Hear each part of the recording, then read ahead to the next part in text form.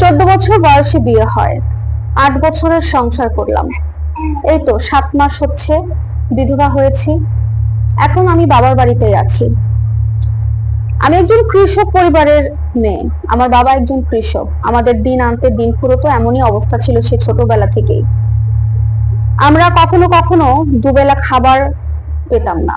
একবেলা খেলে আরেক বেলা কি খাবো সেই চিন্তা আমাদের সবাইকে থাকতে হতো। এভাবে আসলে আমাদের দিনগুলো পার হচ্ছিল।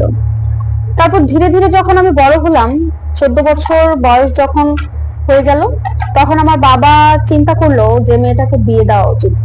থাকে না যে মেয়ে বিয়ে দিলে জামাইয়ের অনেক সাপোর্ট পাওয়া যায়, আমার বাবার ইচ্ছাটা তেমনই ছিল যে মেয়ে জামাই হয়তোবা আমার বাবাকে একটু সাপোর্ট করবে। আমার একটা ছোট ভাইও ছিল, আমরা 2 ভাই বোনই পরিবারে। তো যে চিন্তা ভাবনা সেটাই কাজ। আমার বাবা মনে তনে খুঁজছিল তার পছন্দের পাত্র। সে দেখা দেখিতে একটা তার মনের মতো ভালো পাত্র খুঁজে পায়, এবং আল্লাহর মহিমায় আমার যে স্বামী বা আমার শ্বশুর বাড়ির পরিবার প্রত্যেকে অনেক ভালো মনের একজন মানুষ। আমার শ্বশুর আমার স্বামী আমাকে এতটা বেশি ভালোবাসতো আর সম্মান করতো, ওই পরিবারের প্রত্যেকটা মানুষ, যেটা আমার বিশ্বাস করতে মাঝে মাঝে খুব অবাক লাগতো। আমার স্বামী আমার ছোট ভাইয়ের সমস্ত দায়িত্ব নিয়ে নেয়, এবং আমার বাবার ইচ্ছা পূরণ হয়, কারণ সে আমার পরিবারের সম্পূর্ণ দায়িত্ব নেয়। সবকিছু মিলিয়ে মোটামুটি আমার সুখের জীবনটা শুরু হয়ে গেল। কারণ এখানে আসার পর থেকে আমার ভাতের কোনো অভাব ছিল না, জামা কাপড়ের কোনো অভাব ছিল না। একেবারে স্বাচ্ছন্দ্যে জীবনযাপন শুরু করতে পারলাম। সবকিছু ভালোই যাচ্ছিল। কিন্তু আমাদের সংসার জীবনে সবার মধ্যে মন খুশি থাকলেও একটা আফসোস ছিল, আমি কনসিভ করছিলাম না। এত চেষ্টা করার পরে, এত ডাক্তার দেখানোর পরেও আমার সন্তান হচ্ছিল না। তারপরেও আমার স্বামী কখনো আমাকে দোষারোপ করেনি বা কোনো আফসোস তার কাছে আমি দেখিনি। সে সবসময় আমাকে সাহস জুগিয়ে গেছে যে আল্লাহর দান আল্লাহ যখন দিবে হবে। এভাবে দিনগুলো পার হতে লাগছিল। কিন্তু হঠাৎ করে আমার হাজবেন্ড অসুস্থ হয়ে যায়।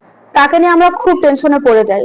অনেক চিকিৎসা করানোর পরে একটা রিপোর্টে ধরা পড়ে তার ক্যান্সার হয়েছে। খবরটা শোনার পর আমাদের সবার অস্বস্তি হয়ে যায়। কারণ সে এই বয়সে ক্যান্সার রোগে পেশেন্ট হয়ে গেল, যেটা খুবই স্বাভাবিক ছিল না।